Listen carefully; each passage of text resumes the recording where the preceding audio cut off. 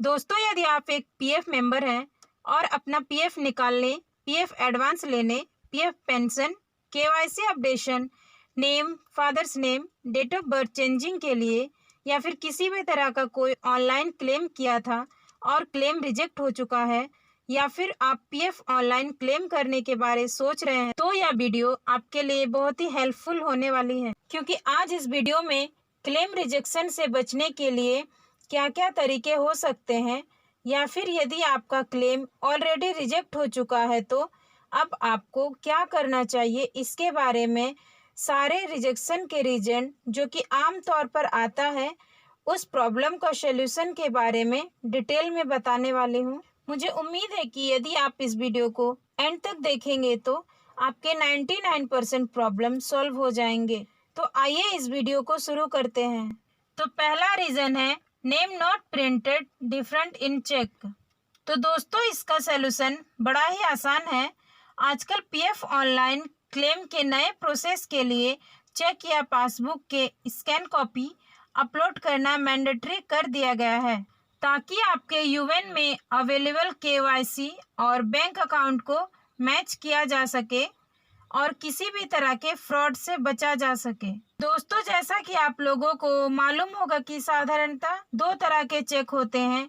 एक में account holder का नाम प्रिंट होता है और दूसरा बिना नाम वाला होता है। तो कई बार लोग पीएफ क्लेम करते वक्त चेक की कॉपी अपलोड तो कर देते हैं, लेकिन चेक पर उनका नाम प्रिंट नहीं होता है और इससे उनका नाम वेरीफाई नहीं हो पाता है। इस कारण आपका क्लेम रिजेक्ट कर दिया जाता है।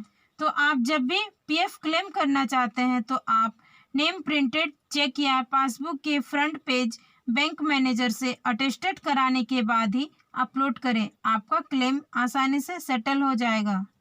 दूसरा रीजन अक्सर ऐसा आता है कि member name as per KYC bank detail is different from office record.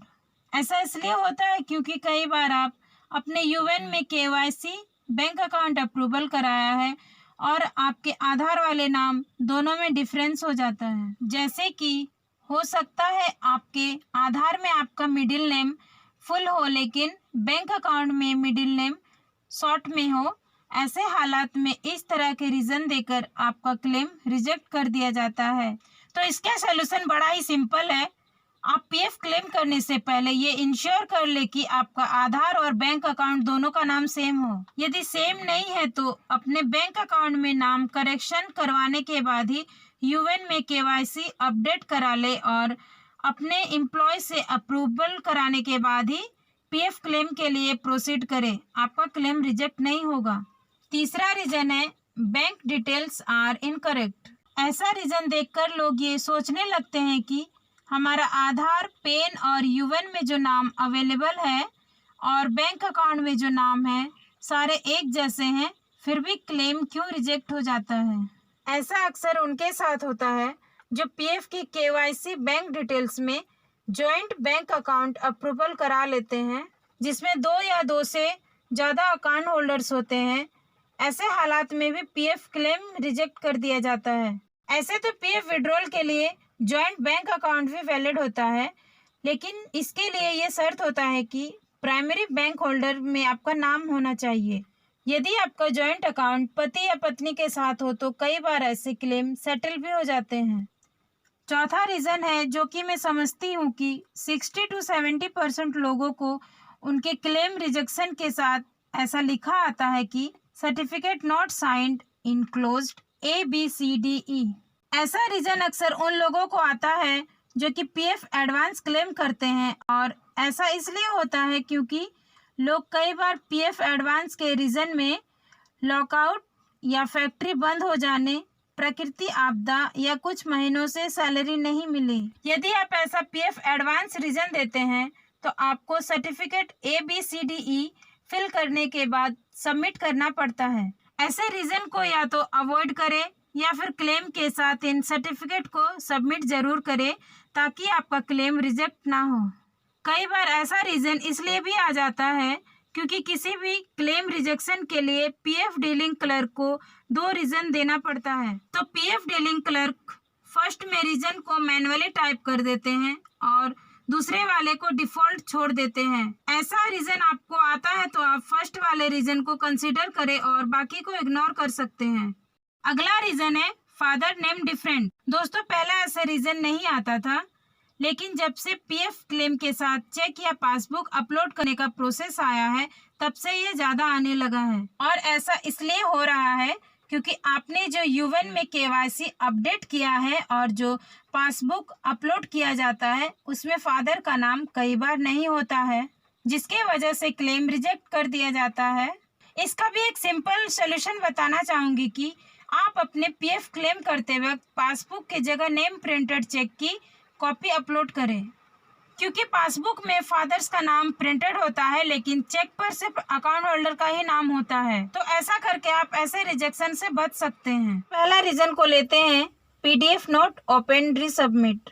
ये रीजन रिसेंटली ज्यादा देखने को मिल रहा है।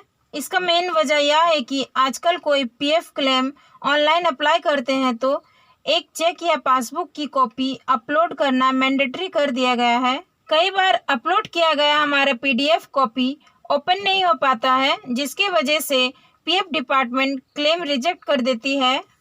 पीडीएफ कॉपी ओपन नहीं होने के कई कारण हो सकते हैं, जैसे कि आपका पीडीएफ कॉपी का करप्ट हो जाना, सही फॉर्मेट में ना होना, सही रिक्वायर्ड साइज में ना होना, या फिर अपलोडेड कॉपी रीडेबल नहीं होने से भी आपका क्लेम रिजेक्ट हो सकता है, क्योंकि इन वजहों से आपका बैंक अकाउंट वेरीफाई करने में पीएफ डिपार्टमेंट को मुश्किल होती है और आपका क्लेम रिजेक्ट कर दिया जाता है।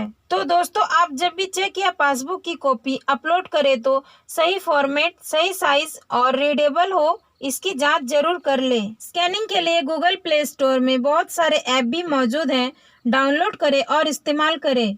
अगला रीजन है डेट ऑफ लिविंग रॉन्ग या date of leaving does not match the company records. ऐसे रिजेक्शन के कई कारण हो सकते हैं, जैसे कि आपके जॉब छोड़ देने के बाद आपकी एम्प्लॉयर आपकी सैलरी होल्ड कर देते हैं, या फुल एंड फाइनल सेटलमेंट करने में डिले हो जाने के कारण आपका जॉब छोड़ने के बाद कुछ महीनों का गैप हो जाने के बाद आपके एम्प्लॉयर आपका पीएफ कंट्रीब्यूशन पे कर देते हैं। कई बार एनसीपी यानी नॉन कंट्रीब्यूटरी पीरियड का सही से अपडेटेड नहीं होने के कारण सही डेट ऑफ लिविंग डालने में गलती हो जाती है। इस कारण आपका क्लेम रिजेक्ट कर दिया जाता है। इस प्रॉब्लम का बड़ा ही आसान सॉल्यूशन है, बस अपना डेट ऑफ लिविंग को करेक्ट करा लें और रिक्लेम कर दें, आपका क्लेम सेटल हो जाएगा। डेट ऑफ लिविंग करेक्शन कराने के लिए जॉइंट करेक्शन फॉर्म फिल करके नेसेसरी सपोर्टिंग डॉक्यूमेंट के साथ अपने एम्प्लॉयर से अप्रूव कराकर पीएफ ऑफिस में सबमिट कर देना है। आपका डेट ऑफ लिविंग करेक्ट हो जाएगा। इससे मिलता जुलता एक दूसरा रीजन आता है date of leaving wrong contribution coming after leaving date. तो इसका जवाब भी सेम है जैसे कि ऊपर के रीजन के लिए बताया गया है। अगला रीजन है इनसफिशिएंट सर्विस। दोस्तों ऐसा रीजन अक्सर उनको आता है जिनकी सर्विस 6 महीने से कम होती है।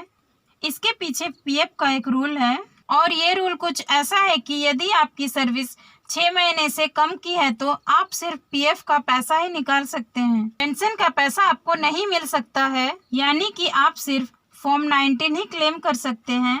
फॉर्म 10C अप्लाई नहीं करना होता है। जब आप फॉर्म 10C अप्लाई कर देते हैं तो आपका क्लेम इस तरह के रीजन देकर रिजेक्ट कर दिया जाता है। तो आपकी सर्विस 6 महीने से कम की हो तो सिर्फ फॉर्म 19 ही क्लेम करें।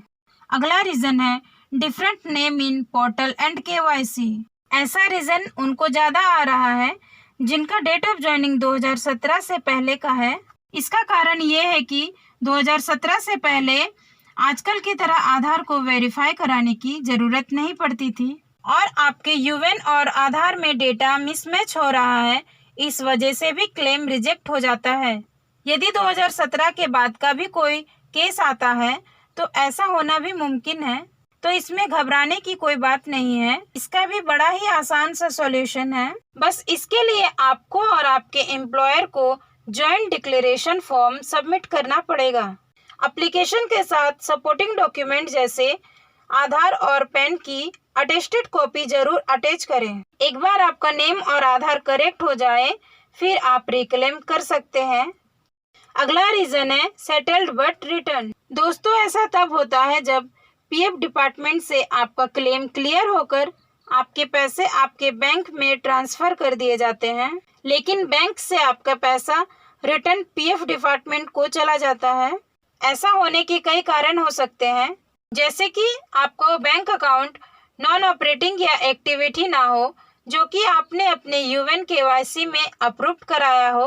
कई बार आईएफएससी मिसमैचिंग के कारण भी ऐसा हो सकता है, और ऐसा इसलिए भी हो रहा है क्योंकि बहुत सारे बैंकों को एक साथ मर्ज किया जा रहा है, जिसके कारण आईएफएससी चेंज हो जा रहे हैं। यदि आपके साथ ऐसा कुछ भी हुआ है तो आप अपने बैंक से संपर्क करें और चेक करें कि पीएफ का पैसा बैंक से क्यों रिटर्न कर दिया गया है।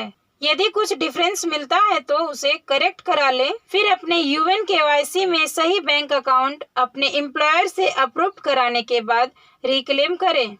तो दोस्तों, आज का वीडियो यहीं पर समाप्त करती हूँ। पीएफ के बाकी रिजेक्शन के रीजन और सोल्यूशन को अगले वीडियो में कंटिन्यू करूंगी, और आने वाले वीडियो के नोटिफिकेशन मिल पाए इसके लिए हमारे चैनल को सब्सक्राइब करके नोटिफिकेशन ऑन कर ले। Thanks for watching.